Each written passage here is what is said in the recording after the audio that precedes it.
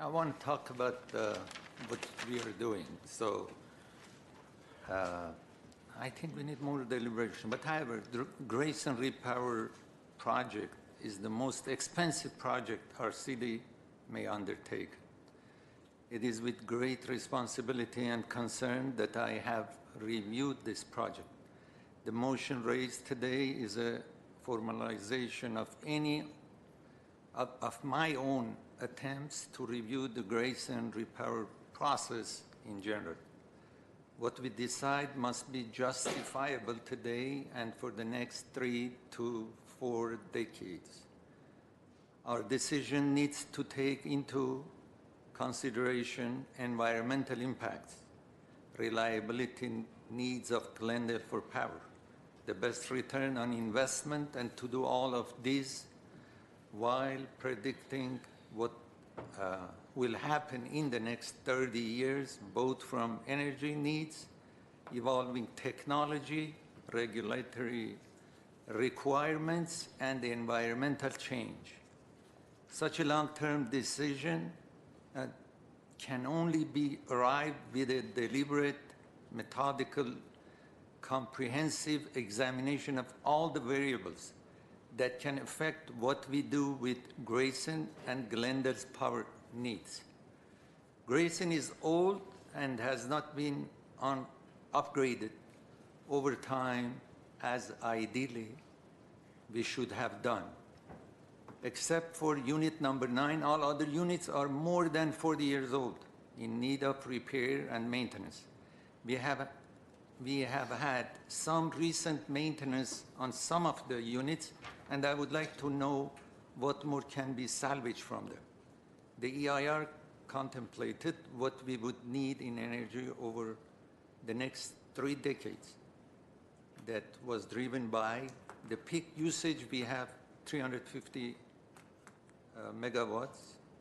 The single largest load failure contingency, 100 megawatts, and spinning reserve requirements, 71 megawatts. And I concentrate on these requirements and redundancy amounts because so much of what is calculated as needed is driven by those figures. Any technology or legal agreements we implement that can bring the peak down will provide us with benefits that not only save us money, but are also environmentally more friendly. This can be done by better distribution of power usage or time shifting through battery systems. Our agreements with individual customers, this can also be done with agreements with other utilities, in my opinion, to supplement peaks and address the load failure and reserves, if it's possible, of course. The EIR did not contemplate on technologies that can reduce and shift our peak usage. It did not study technology or legal framework that reduces or supplements our single largest load failure scenario. It simply developed a plan that would meet these very specific megawatt figures. So we can say that EIR was constrained and not comprehensive in scope to take into consideration everything possible to reduce energy generation need and or reduce or stabilize energy consumption. This resulted in EIR that required more generation than what we have even now, Although we have been operating, although I have to admit, we have been operating in a very responsible manner. I have to accept that. Also, projected peak loads for the city will be decreasing from current 350 megawatt to 300 megawatt by 2035. This resulted in an EIR that will have excess energy of approximately 250 megawatt by 2035. And to justify this excess energy capacity previously, the EIR has contemplated that energy can be sold to offset the the cost. Of course, at this time, they're not talking about that anymore. This was previously they were saying.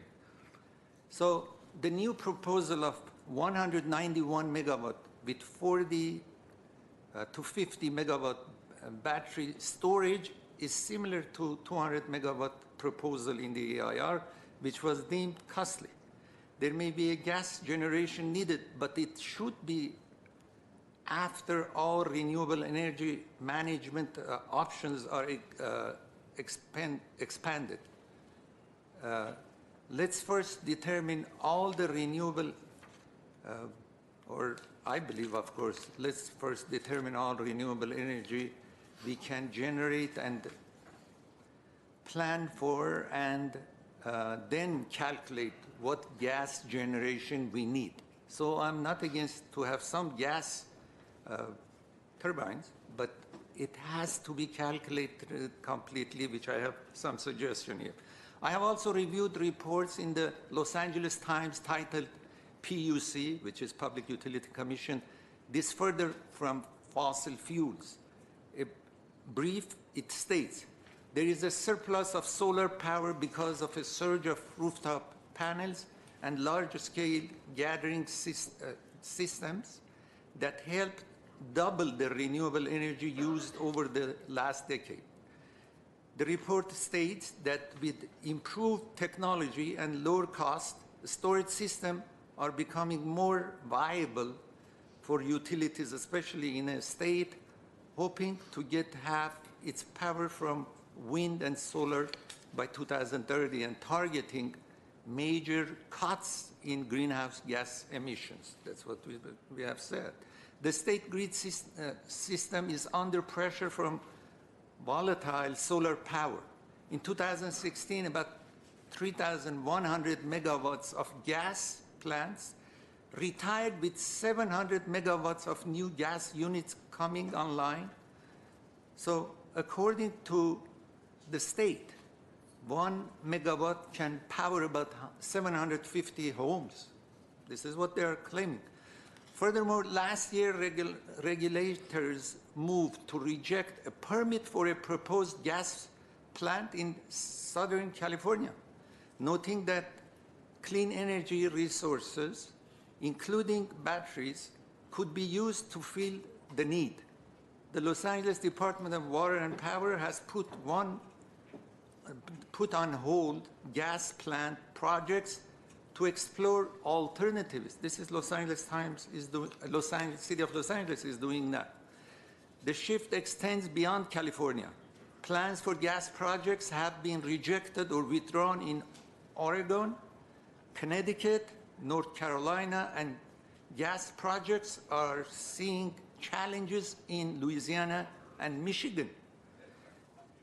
General Electric Company, the world's largest maker of gas turbines, said it would cut 12,000 jobs in its power business because customers are turning away from fossil fuel energy sources. According to Reuters, even Siemens, whom we want to buy from, will cut 6,900 jobs, mainly from its power and gas division, which has been hit by the rapid growth of renewables. Batteries prices are dropping. Since 2010, data show the price of lithium-ion battery packet has fallen 79%. This is what it's reporting. The report concludes by saying storing considerable amounts of electricity for future use has the potential to significantly alter the economics of the power sector. We have already solar incentives that in theory would help bring the peak down if adopted at a larger scale. We have spent millions of, we have smart meters, when we spent millions of dollars for that smart meters that measure the usage of each household and can provide us with the ability to proactively engage customers during peak usage time. And we have some battery technology that we have adopted, and our engineers are getting to be more proficient with them as the industry grows as well. The EIR contemplated 5 different scenarios. It did not take into consideration a combination of generation technologies, distribution, monitoring of power usage, and even process or incentives we can develop to engage the public in reducing demand or encouraging the public to install their own generation through solar incentives. Spending $500 million while everything seems to indicate we will not get the full value of our money, in my opinion, is not prudent. So by the time we install our new equipment at the, with new ideas, it will be 2021, which they said. So in my opinion, the right decision should take into consideration the environmental impact over the next 3 decades and the rapidly changing technology in generation, distribution, management of power, and ability to remotely connect to devices at the customer's location. We do not have enough information to make the right decision, and this EIR is not comprehensive, in my opinion, enough to guide us. If we are to plan a system that will be used over the next 30 to 40 years, we need to explore all options, both technical and non-technical, such as changes of laws and ordinances that Glendale can implement to create programs that will ultimately reach the city's and the state's objective of reliable and renewable generation. So if gas power generator is a must, then I would like the minimum possible with gas generation. And that should not be more than, in my opinion, total of 150 megawatts generation at Grayson, which is loaded since Unit 9 generates already approximately 40 to 50 megawatt. So we should build 110, maximum of 110 megawatts, and rest to be renewable, or otherwise, we have to have otherwise energy from other sources. I also recognize how old the equipment is at Grayson is. So we do not want to rush into any decision that can impact us for a long time with such a large cost. We have to reduce the cost. I believe the following 3 things should be implemented so that we have the best information and time frame to make our decision. 1, a reasonably expedient study of GWP as to what repairs needed to be done to existing units which can be used. I'm not suggesting, but I'm saying we have to look at to see where we stand. Reliability of electricity to Glendale for the next 5 years with the existing equipment. I mean, this is just study. I'm not saying we have to do it. At least we have that study. Or an increment update and necessary funding for it. This will buy us time to make our decision, in my opinion. A comprehensive study of all generation, storage, distribution, and energy management options available from an independent consultant also, with a strong renewable energy management and regulatory experience. This will bring us the information we need to make the right decision.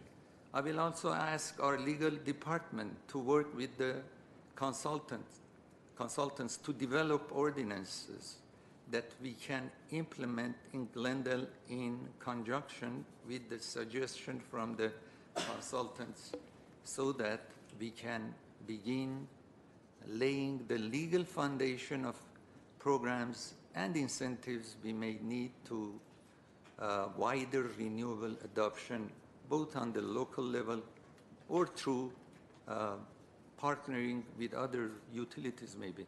This will lay the regulatory foundation so that we are ready to implement our decision and engage and prepare the public's cooperation to move us into, at a later time, of course, to 100% renewable direction in the years to come.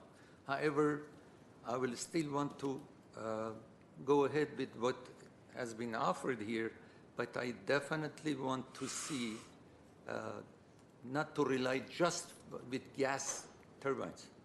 We should not follow just with gas turbines. This is my opinion, and I want to see renewable energy to be part of our system.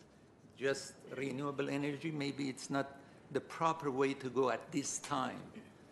In the future, maybe, but we have to have gas turbines and renewable energy system combined.